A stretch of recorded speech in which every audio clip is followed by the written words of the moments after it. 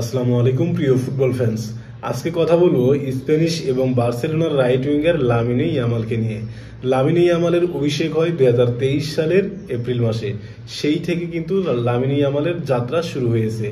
এখনো পর্যন্ত তার বয়স হচ্ছে 17। এই 17 বছর বয়সে এসে প্রফেশনাল ফুটবল ক্যারিয়ারে ইতিমধ্যেই কিন্তু 100টি ম্যাচ কমপ্লিট করে ফেলেছেন। এই 100 ম্যাচে তিনি গোল করেছেন 21টি এবং অ্যাসিস্ট করেছেন 28টি। তার মানে 100 ম্যাচে 49 গোলের সাথে সরাসরি অবদান রেখেছেন লামিনে ইয়ামাল। তিনি বার্সেলোনার হয়ে ম্যাচ খেলেছেন 83টি এবং স্পেনের হয়ে ম্যাচ খেলেছেন 17টি। এক কথায় অসাধারণ কিন্তু এটা স্টেপ মাত্র 17 বছর বয়সে এসে।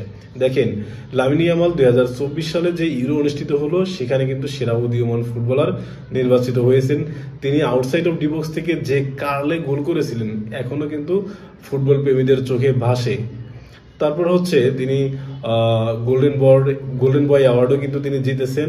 আর বার্সেলোনার হয়ে এই সিজনে চ্যাম্পিয়ন লিগ বলেন এবং লা লিগা বলেন বা কোপা দেল রে বলেন, সব জায়গায় কিন্তু ভালো পারফর্ম করতেছেন।